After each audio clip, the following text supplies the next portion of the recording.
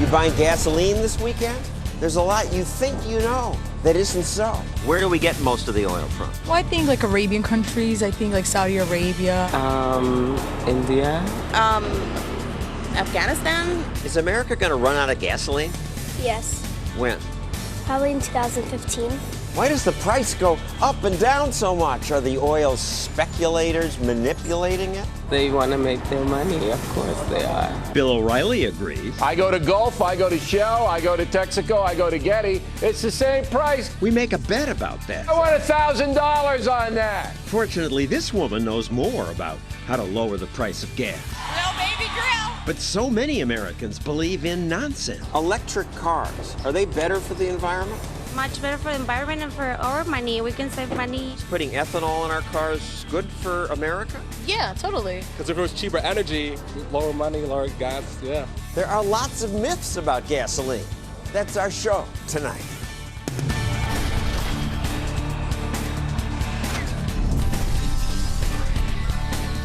And now, John Stossel.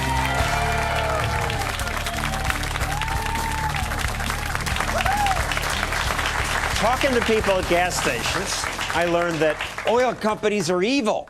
Their profits are excessive. Electric cars, however, they're good for the world. And we're going to run out of oil in the year 2015. In 2015, what are we going to do then? We're gonna skateboard, rollerblade, scooter, bike ride. That sort of green paradise does appeal to people, as does America becoming energy independent. Who could object to that? Well, Jerry Taylor of the Cato Institute does, and so does the author of Power Hungry, Robert Bryce. Robert, what's wrong with energy independence? Everybody loves energy independence. Well, I suppose, John, but why not banana independence and iPod independence? Look, this is the most hackneyed phrase in modern American politics. We've heard it from every president since the days of Richard Nixon. The reality is that we live in an ever more integrated global economy, and whether we're talking about gasoline or iPods, iPhones, fresh flowers, tennis rackets, those markets are all global. Why would we want to be independent of the world's biggest, most important, most transparent market? It makes no sense at all. Because people say we don't need tennis rackets and ice cream, we need oil. We can't rely on these evil countries. Which evil countries are we talking about? Canada? I'm not aware of loads of jihadis in Canada. They're our biggest provider of crude. So what's wrong with Canada? What's wrong with Mexico? They've for decades have been one of our leading suppliers. Jerry Taylor, you want to add to that? Even if all of our crude oil came from a hole in the ground in Alaska, let's just assume we all got our oil from Alaska, we're energy independent because of it. If the Saudi Arabians experienced a terrorist attack and lost some supply, or if there was a war with Iran and they went off the market, the price of Alaskan crude would be just as high as the price of, say, Saudi crude or Yemen crude or any other crude because it's a global market. It doesn't matter. It's sort of like if there's a frost in Florida that devastates the citrus crop, citrus from California is going to become more expensive, too. So energy independence doesn't protect us against supply disruptions abroad.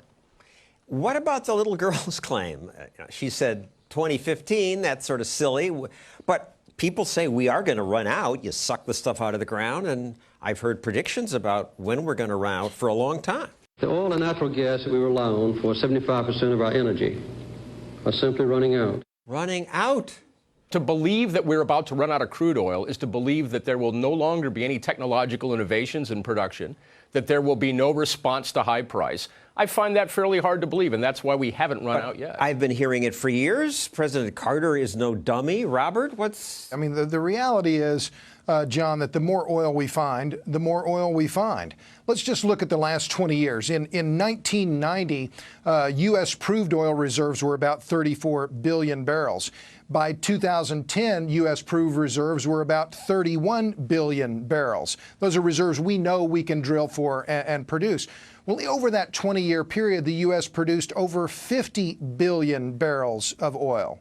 So the proved reserves Well, again, the more oil we find, the more oil we find. And that's what we found, well, because as Jerry said, it's technological innovation. The combination of horizontal drilling, John, and hydraulic fracturing, which a lot of the environmentalists don't like, the reality is that this has resulted in an enormous amount of natural gas coming to the market, so much so that today natural gas is selling for about $2, $2.50. 4 years ago, it was selling for $10. This is a remarkable windfall for the U.S. economy. The hard reality is that the oil and gas sector has out-innovated the solar and wind sectors over the last 4 years, and they've done it in spades. Yeah, they're spending their own money. That incentivizes them. And it's a big incentive. Next myth, Jerry, the oil companies are making disgusting profits.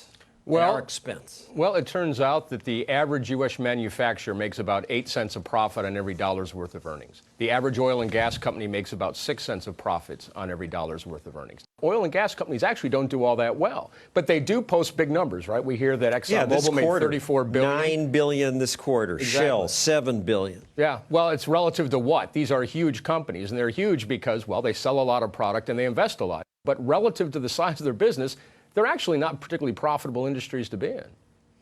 Next myth, where does our gasoline come from? Where do we get most of our gas?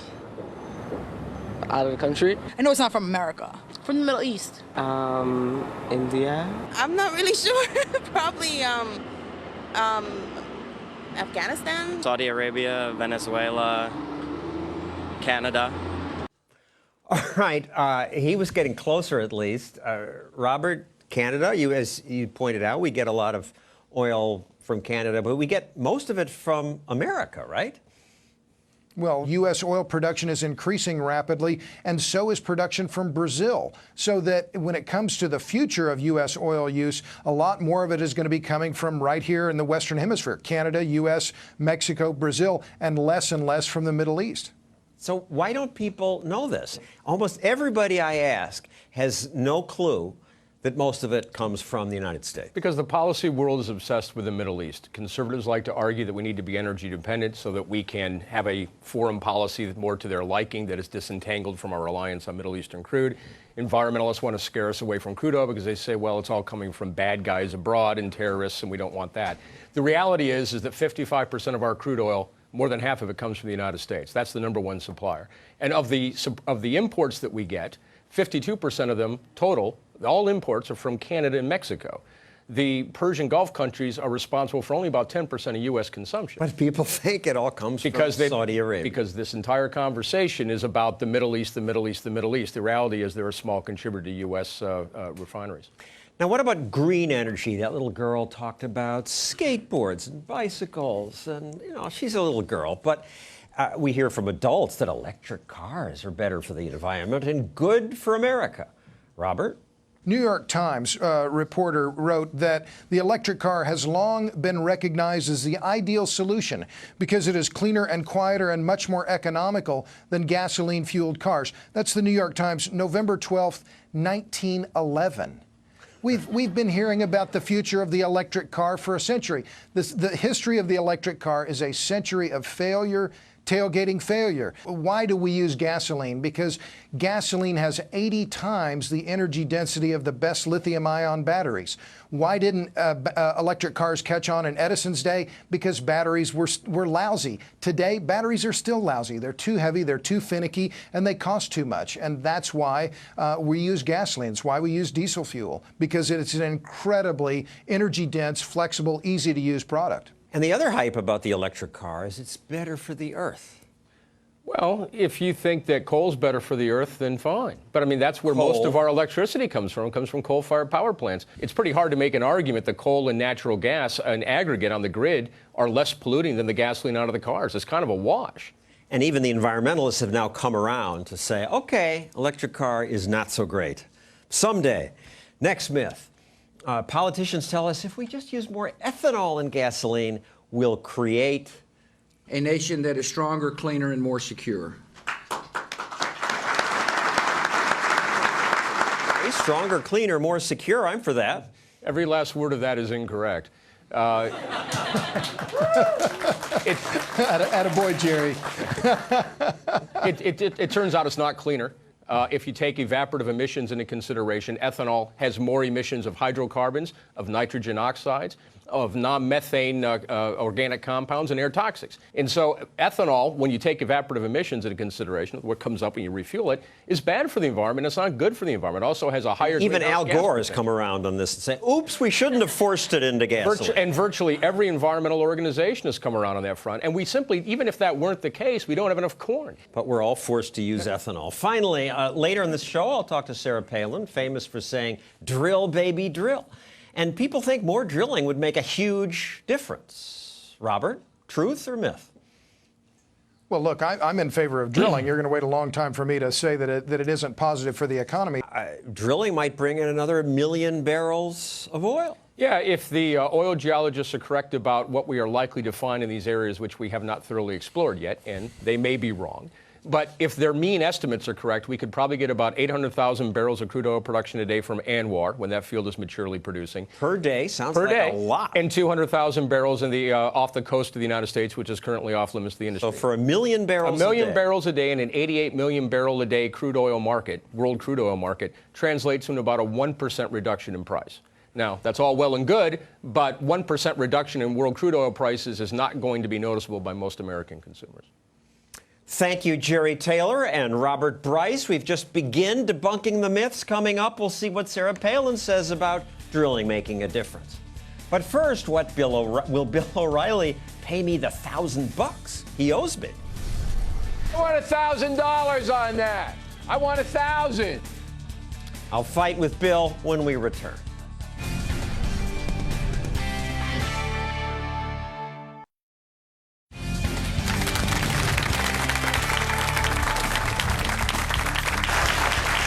Did you buy gasoline this week? Did you get ripped off? How would you know? Well, one guy who's sure he's getting ripped off is my colleague Bill O'Reilly. He's right about a lot, but on this he is just out to lunch. He says your local gas station colludes with other gas stations to fix the price. He says America should put limits on oil price speculation and that America should impose a fat tax on any business that dares ship our oil overseas. I bet lots of Americans agree with him. He does have the most popular cable show anywhere. But in this case, he's just wrong about all of it. I went to his studio to try to convince him. All right, you get a lot of stuff right, but you get this wrong. 3 things. You say oil speculators are bad and they drive the price up, and we should put some limits on them. Correct. They have to. My solution to the speculation problem in oil is to require 50%. So if you buy some contracts, you've got to pay 50% for them. Look, when I buy a stock, I don't buy on margin. I got to pay the stockbroker for the stock. Why do speculators have to pay 10% or 5% of what they do? Explain that to me. Because that's how futures markets work. It gives them the leverage. That's not the way, because that's how it works. That shouldn't be how it works. It works for all these other Let's get the crooks out products and get the serious people in. I don't mind speculation. But why are they crooks? Like that. Because they're basically day trading. They don't want the oil. It's Vegas, all right? If they want to go to Vegas, go. All right, if they want to go to Mohegan Sun, go. But we all need oil to live. And I don't want a commodity that I need, my family needs to live, to be the subject of speculators who are gambling like they would be in Vegas. Well, then I have a commodity for you, onions. I don't need it. Well, this is the one product that the government said we're going to stop speculation. And in 1958, the U.S. Agriculture Department was so upset that the price of onions went up. Speculative activity. I don't care about onions or any of this other Hear me out. Stuff. It's my show. Speculative activity causes severe and unwarranted fluctuations in the price. They ban it. Since then, what's happened? The price has gone up and down more, and onions went up more than oil. Oil is not a free market. Onion growing is. And oil in order to no, it's not, because you have to get government approval to look for it, to ship it. Right? That's not a free market. That's controlled by a government. You, Stossel, can't start the Stossel Oil Company. Like, remember when you had that little lemonade stand out there? I couldn't even start that. Well, I can't start the Stossel Onion Company. This one, you wouldn't even be able to apply. All right? Because I'm moving on. All right. Because you know I'm right. That's why you're moving on. No, you're wrong. You're also wrong about your plan to lower the price of oil by taxing companies that send it out of the country, that export it. I don't expect that to lower the price of oil. I just want economic justice. Kind of like the communists that are running around with the Occupy Wall Street movement. That's what you, well, and here's like why. that. Who owns the land in the United States? Who? Private Let's sing the song. You ready? Let's have everybody out there watching sing the song. This land is your land. This land is my land. Remember that song? You're old enough. You probably wrote it. All right? Now, we ban exports? No. The land is our land. Where does the oil come from? Under the land. Therefore, we the people own the oil. Okay? So then you have ExxonMobil coming right in and saying, we'll drill it for you, Bill, because I can't drill it myself. And I say, okay, guys, just give me a fair cut when you find it, all right? And they say, sure, Bill. They drill. There it goes. Texas gold, all right? Great stuff. Yeah. And then they load it on a tanker and send it to China. I don't want my oil going to China when oil prices here are so high. You want to punish American companies that are good at refining. Yes. Keep it. You find You're it here. punishing American companies. Free trade is good. I'm still going to pay the $3.50 a gallon here. You want to keep everything we make in America here? No. I want you to be deported. All right? No, but my oil is your oil, and I don't want it shipped over to China, which raises my price on the oil. Why don't you see this? Because they would retaliate. This would make all of us retaliation. And free trade is good. This is a bad idea. Your last point. You say that gas stations collude. They set the price. Yes. We had a bet about that. Let's play the clip of that.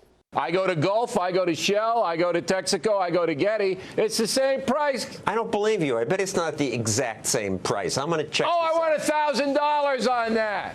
I want $1,000. Can I get $1,000 on that? I'm going to hold him up by his ankles and just have all the money drop out of him right there. All right. So we made the $1,000 bet. And I paid off the bet even though I didn't lose it. You were all right, because we had different locations. You didn't lose it. Look, here it is. You lost it. Northern Boulevard between Great Neck and Manhasset. They got 4 stations. 4. All right. They always have the price either identical or 1 penny off. Always. No, what is that? A coincidence? There are websites now that list them on the internet. You can check every day. Every day the prices are different. And we checked Gulf, Getty, Shell, Mobil. They all had different prices. Not in that location. They don't. And they look. These people can't even speak English. How do they collude if they can't speak English? Well, because they get a little. Here, that's a good question. The first one you've asked. They get a little fax, a little text. This is what you will be charging today, and they slam that thing. Yes, they do. You're wrong about that. But again, for the record, you're a stand-up guy. Yeah. You're a stand-up guy. You not just paid the $1,000 bet. You paid $5,000 to Stossel in the classroom. I assume it was a mistake. Stossel in the classroom. You wanted to give me that. No. We look. I want to bet more with you if I get $1,000. I felt sorry for you. That's why I did it. I didn't want to niggle because it is a good charity. But I will tell you this, and everybody should know this. The oil companies are not your friend. We are getting hosed at the pump, and for all of the things that we discussed tonight. Thank you, Bill O'Reilly. Okay. He's wrong about everything, but right about one thing. The oil companies are not our friends. They are greedy, self-interested, ruthlessly competitive companies.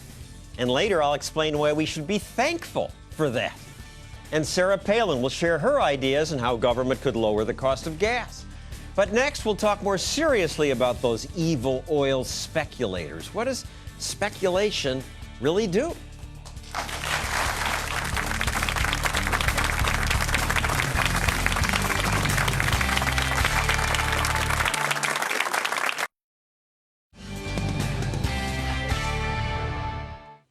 Bill O'Reilly and President Obama have something in common. Both want to crack down on those greedy oil speculators. Last month, the president said he will. We can't afford a situation where some speculators can reap millions while millions of American families get the short end of the stick.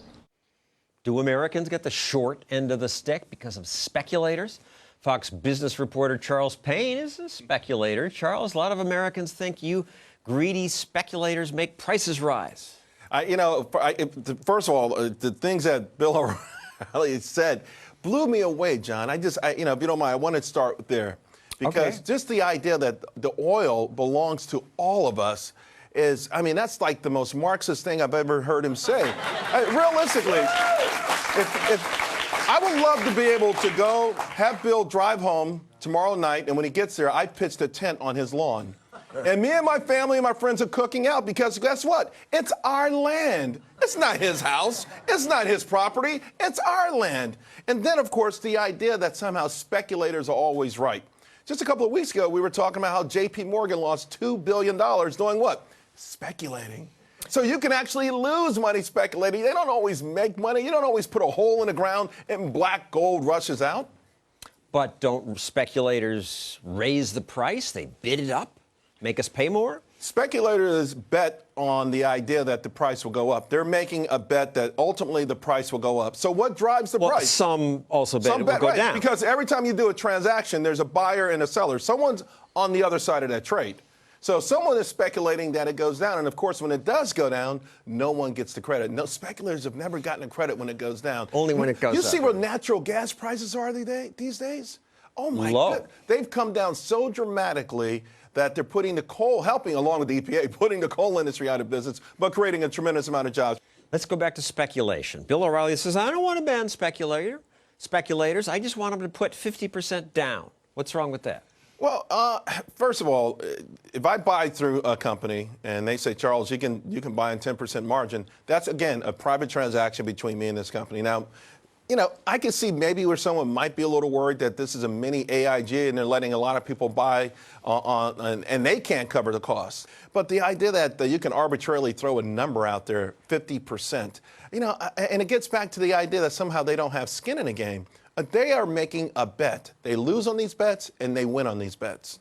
And behind the idea is that speculation itself is bad. But my understanding is that these people making bets on the futures markets, the reason the onion price fluctuated more, because speculation was banned, is because speculation means it's like the story of the Aesop fable story about the ant and the grasshopper.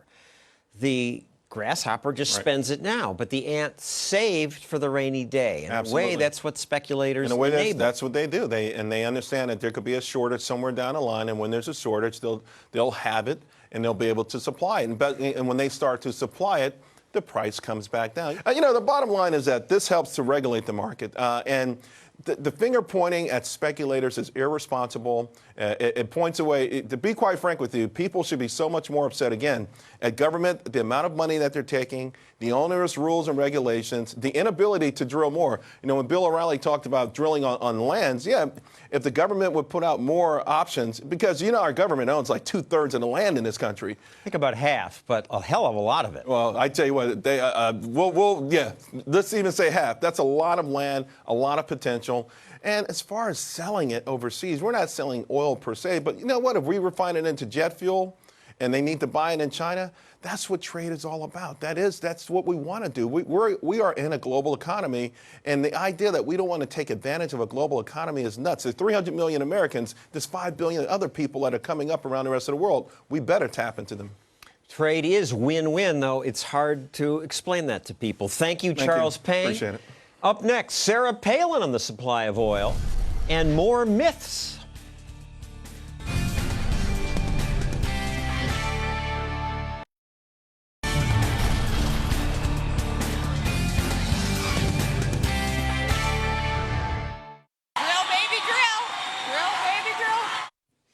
That's Vice Presidential candidate Sarah Palin in 2008.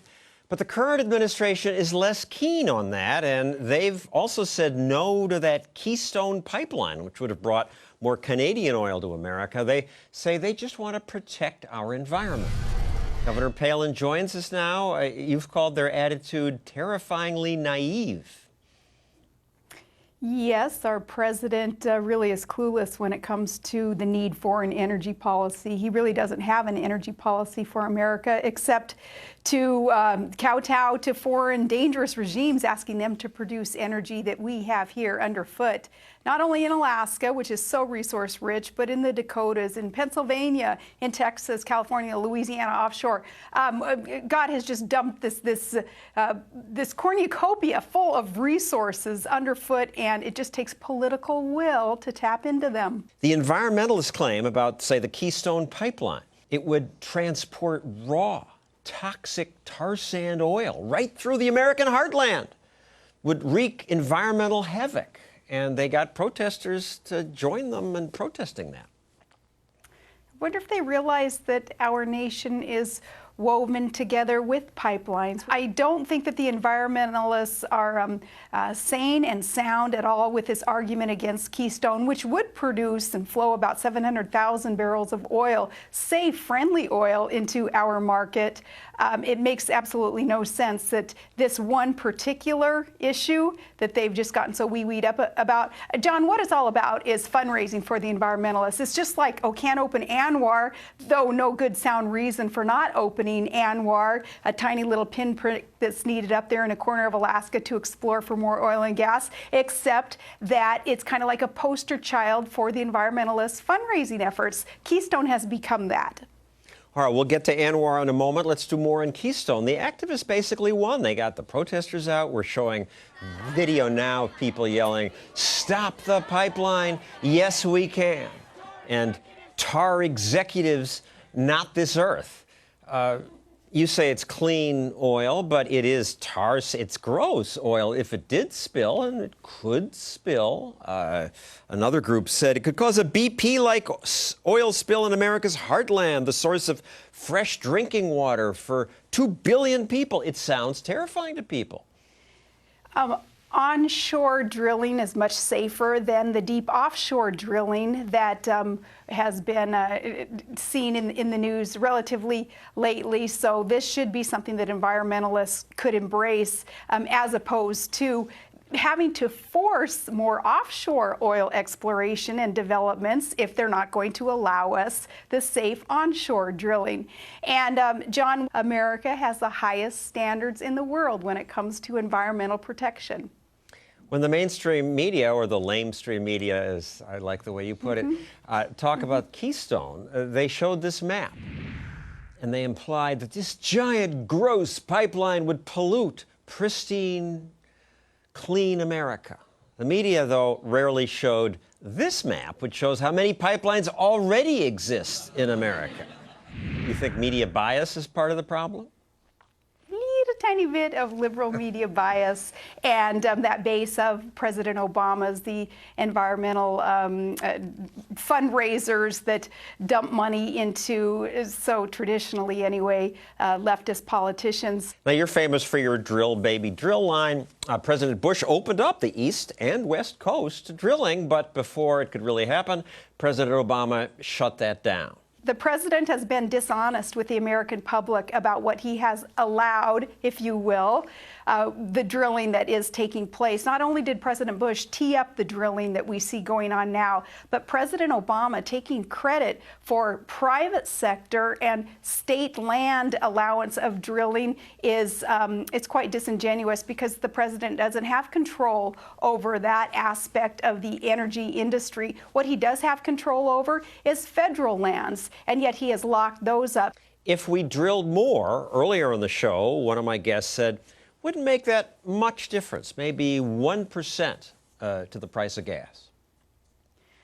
We've been hearing that for how many years? We've been hearing that we shouldn't tap into ANWR because, shoot, it'll only produce, some say, 10 years worth of energy security and independence for America. Well, then we should have done it 10 years ago. And heck, even if it was just 1%, my goodness, isn't that better than nothing? That 1% will allow trade imbalances to kind of even out. It will allow hundreds of thousands of jobs to be created if we were drilling everywhere, as that pundit had claimed that we perhaps could be. Well, we should be. We have more oil here than anything that we would ever have to look to import from these foreign countries, if only, again, we had the political will to tap into it.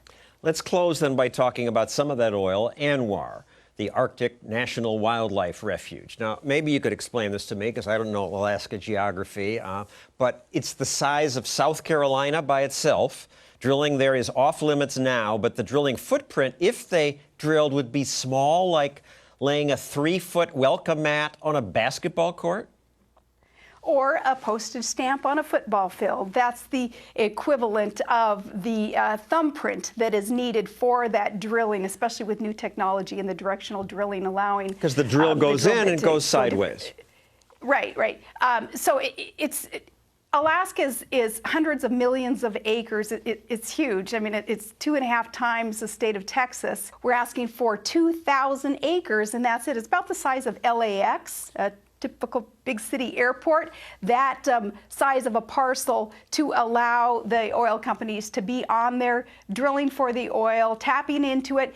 And then, John, flowing it into the existing Trans-Alaska Oil Pipeline, the 800-mile pipeline that used to produce about 25% of the U.S. domestic supply of energy. Now it's way, way down. We went from about 2 million barrels a day now to about 700,000 barrels a day. It needs to be full. Environmentally and engineering-wise, it flows oil better the fuller it is. It makes no sense that we can't tap the resources But what up if there. something breaks and it'll just destroy this pristine environment? What has broken in the last 30-some years in that Trans-Alaska Oil Pipeline? Nothing, except one crazy dude once who shot a gun and poked a hole in the Trans-Alaska Oil Pipeline. I don't want erosion of that infrastructure. I don't want that atrophy of the pipeline. I want to make sure that oil companies are adhering to the lease agreements that they make with the owners of the resource. And Charles Payne, love him, but he's wrong. It's not a socialist view here when we recognize that in Alaska, read our Constitution, the oil reserves underground are owned commonly. Not one person or one family or one business owns any of the oil. It is owned in common. And that's why, as a governor, sometimes people wanted to run me out of town saying, you're too tough on the oil companies. And I'm saying, hey, the oil is owned collectively, and I'm working for the people of Alaska. We got to make sure that there is integrity, both engineering-wise, ethical legislation, vote buying, and all the kind of stuff that sometimes you hear about in politics that becomes corrupt. I oversaw all that, John, and I made sure that the oil companies were adhering to the leases in their agreement. And, that's what it took. Exxon finally, they got their drill rigs out there, they hired the guys, and they're up there. We finally see some action. Thank you, Governor Palin. Thank you. Coming up, more myths about oil and gasoline. High-octane gas. Is this better for your car?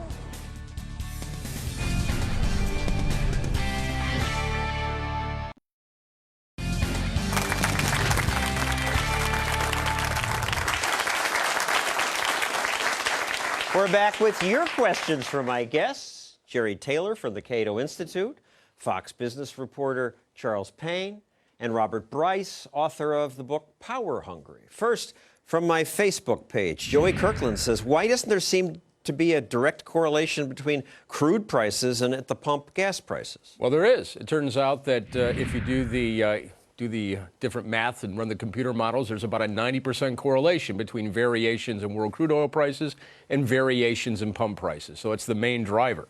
Joey, apparently you're wrong. All right, let's go to the audience here. Yes, sir. Hello. Many argue that increasing oil production would have a negligible impact on gas prices since it's sold in the world market. However, why do so many people ignore the other side of the coin, and that is it's still profit that we could keep here either way? Oh, that's absolutely true. It turns out that if you want to argue that increasing production out of ANWR and the OCS is going to reduce prices at the pump, you're just going to be wrong. You're not going to notice any change. That's not an argument against it, however. If you look at a study done by a fellow named Robert Hahn, who's a very good guy at Oxford University, he found the net benefits of that drilling would be about $1.7 trillion over the entire history of that investment. That's a lot of jobs, that's a lot of profit, that's a lot of wealth creation that's worth going forward with. It's just that if you want to, get all chesty and say, well, gasoline prices would be $2 a gallon if we could just drill in ANWR and drilling the Gulf of Mexico and drill off California, you're just wrong. Well, I like also the idea of creating jobs and keeping money here, to your point. And I think we need more refineries, which no one talks about, and they haven't been approved. If we had more refineries to refine the extra crude, I think it would have an impact on the price of gasoline. Yes, sir. Many critics of the war in Iraq and Afghanistan claimed that we only went to war in order to keep Middle Eastern oil flowing. If it's really true that we don't get nearly as much oil from the Middle East as the critics at least claim, are they then suggesting a myth that needs to be busted? No, not really. I mean, think about it. We don't import any crude oil from Iran. But everyone understands that if there was some sort of war with Iran and Israel, or if we went to war with Iran and their production went away, it would have a huge impact on gasoline and oil prices. Why? Because it doesn't matter where the oil comes from. A supply disruption anywhere in the world is going to increase the price of crude everywhere else in the world by about the same amount. So just because we don't get our crude from the Middle East doesn't mean that what happens in the Middle East isn't going to have an impact on our prices. Even if all of our oil came from Alaska, we'd still have to worry about what happens. But we're not getting the oil from there. And I mean, China's going to get more oil out of Iraq than we will. So I think anyone who says that is being, I think they're being misled. Yes, sir. Well, what do you think is the government's role in all this? Should the government be controlling this free market? And do they have the right? More importantly, do they have the right to make us pay all this extra money for a product which they're not putting any work into? Well, yeah, keep in mind Sarah Palin, that great avatar of conservatism and free markets, was bragging about how in the state of Alaska they own almost all the oil up there, and darn it, they're going to make sure that every last penny they can squeeze from the companies in return to the taxpayers is going to be done. Now, if she were really the conservative she advertised, she, as governor, might have promoted a plan which would have privatized that land. Notice that Sarah Palin said a lot about the need for an energy plan, an energy plan, an energy plan. Why does the government need an energy plan? We don't have an auto plan. I mean, that kind of rhetoric gives away the game. What she's saying is the government doesn't have some comprehensive 5-year, 10-year, 15-year plan to impose its will on the energy sector and to have its will made manifest in the market. And that's just a bad signal. Any politician who talks that way is a politician who's talking about government intervention, not free market. Do you still have the microphone, Spencer? Okay, so it was a good question, obviously. So how old are you? I am 15 years old. All right, I should say he's here because he was one of the contest winners in the Stossel in the Classroom contest, an essay contest where the kids were asked to write about the unintended consequence of government programs. You won a free trip here to New York, attending the show, $1,000? That's right. Wow. Okay.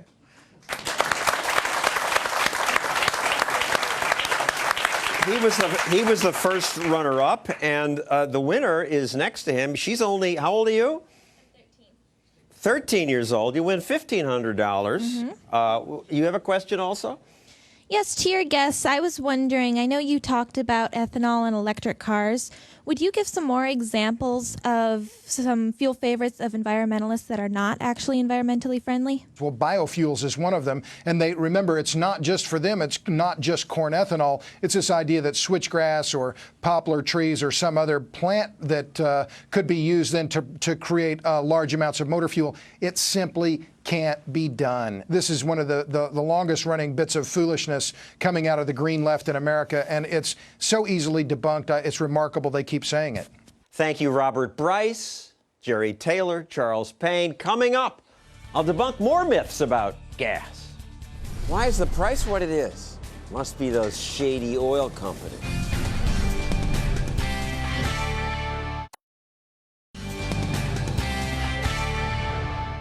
People complain about oil companies and the price of gas, but I say, even at $4 a gallon, we should thank oil companies.